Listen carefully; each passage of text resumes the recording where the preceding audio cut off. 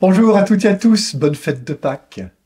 L'aventure avec Jésus de Nazareth avait commencé en Galilée, carrefour des nations, terre de contrastes et de mélanges culturels.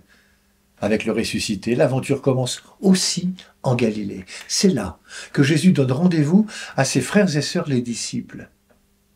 De quoi l'Évangile nous fait-il les témoins?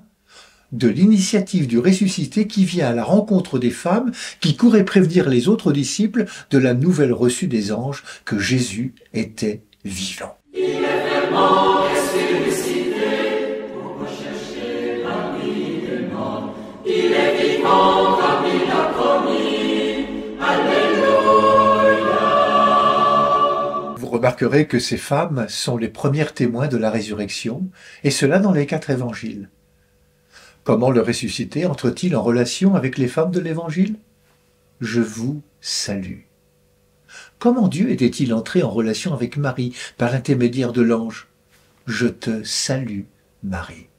Comme jadis pour Marie, mère de Jésus, c'est à des femmes que Dieu parle.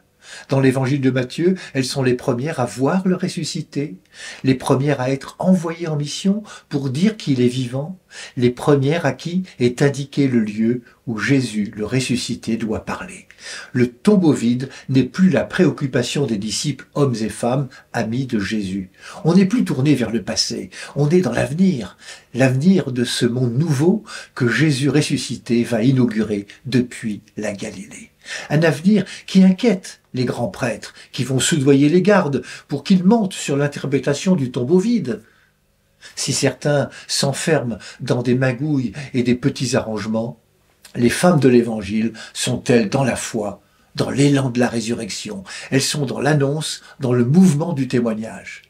La croix est bien derrière, le tombeau vide aussi. Ce qui compte maintenant, c'est la mission. Il est vraiment ressuscité, pourquoi chercher parmi les morts? Il est vivant comme il l'a promis, Alléluia.